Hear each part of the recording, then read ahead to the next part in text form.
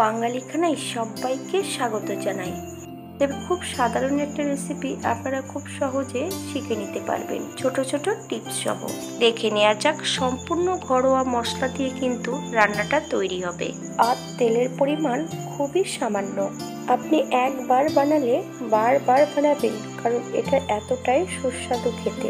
গরমের সবজি দিয়ে ট্যাংরা মাছ কিভাবে রান্না করবেন চলুন সেটা একবার ভিডিওর মাধ্যমে দেখে নেওয়া যাক।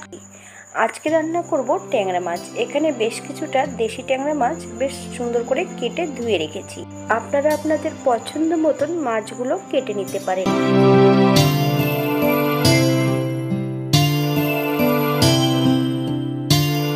এই পর্যায়ে হাফ চামচ নুন, হাফ চামচ হলুদ গুঁড়ো, হাফ চামচ কাঁচা সর্ষের তেল মাছের গায়ে বেশ ভালো করে লাগিয়ে নিতে হবে। মাছ ভাজবো কিন্তু সর্ষের তেলে, আপনারা সাদা তেলেও মাছগুলো ভেজে নিতে পারেন। বেশ কিছুটা সর্ষের তেল কড়াইতে অ্যাড করেছি। তেল গরম হবার পর হাফ চামচ নুন অ্যাড করতে হবে, বেশ ভালো করে নেড়ে চেড়ে দিতে হবে। এই পর্যায়ে মাছগুলো অ্যাড করব। মাছের পরিমাণটা বেশি আছে তাই মাছগুলো আমি দুবার ভেজে নেব।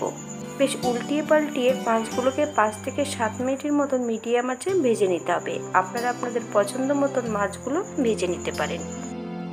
মাছের গায়ে নুন হলুদ লাগানোর সময় হাফ চামচ কাঁচা সর্ষের তেল লাগানো হয় কেন এবং কড়াইতে নুন অ্যাড করলে কি হয় সেটা ভিডিও শেষে আমি বলে দেব। এই পর্যায়ে সম্পূর্ণ মাছগুলো তেল থেকে তুলে নিতে হবে। আমি দ্বিতীয়বারও একই পদ্ধতিতে সম্পূর্ণ মাছগুলো ভেজে নেব। একই তেলে রান্না করব। ঝিঙ্গে আলু দিয়ে ট্যাংরা মাছটা রান্না করব। এই পর্যায়ে আলুগুলো ভেজে নিয়েছি।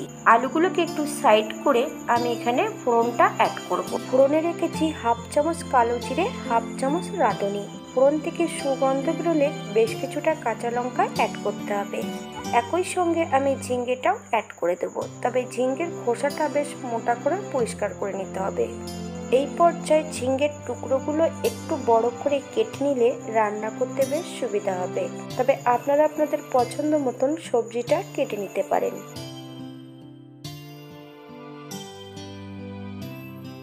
এই পর্যায়ে অ্যাড করব হাফ চামচ হলুদ গুঁড়ো, হাফ চামচ নুন।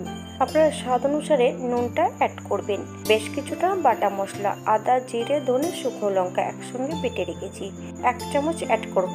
আপনারা এখানে গুঁড়ো মশলা দিয়েও রান্নাটা করে নিতে পারবেন। মিডিয়াম আঁচে মশলা এবং সবজি সহ বেশ 2 থেকে 3 মিনিটের মতন ভালো করে ভেজে নিতে হবে।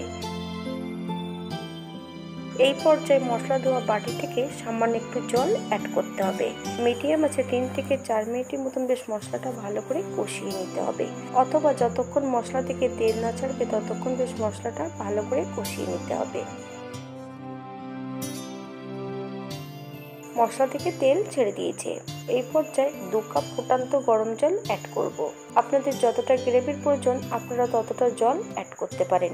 সবজি দিয়ে ঝোলটা বেশ ভালো করে জাল করে নিতে হবে 5 থেকে 7 মিনিটের মতো। এই পর্যায়ে ভাজা মাছগুলো অ্যাড করতে হবে। হালকা হাতে নেড়ে চেড়ে মাছগুলো সেট করে দিতে হবে। 7 থেকে 8 মিনিটের মতন মিডিয়াম আঁচে ফুটিয়ে নিলেই মাছের ঝোলটা রেডি হয়ে যাবে।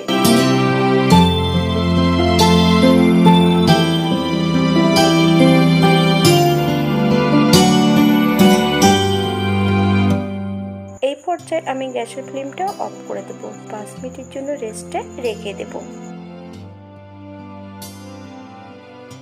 5 মিনিট পর এটা দেখতে যেমন ভারী সুন্দর হয়েছে, গরম ভাতে খেতে কিন্তু অসম্ভব ভালো। আপনারা বাড়িতে একবার একই পদ্ধতিতে ঝিঙ্গে ট্যাংরা তৈরি করে নিন।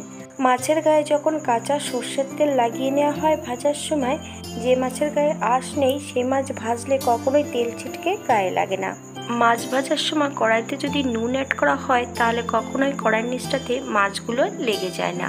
আমি এখানে কালো জিরে আর রাঁধুনি ফোড়নে রেখেছিলাম, আপনারা শুধু জিরেটাও ফোড়ন দিয়ে রান্নাটা করে নিতে পারেন। আজকের ভিডিওটি এই পর্যন্ত। সবাই সুস্থ থাকবেন, ভালো থাকবেন। অন্যদিন নতুন রেসিপি নিয়ে আপনাদের সামনে আবার আমি হাজির হব। নতুন ও পুরনো সকল বন্ধুদের অসংখ্য ধন্যবাদ ভিডিওটি দেখার জন্য।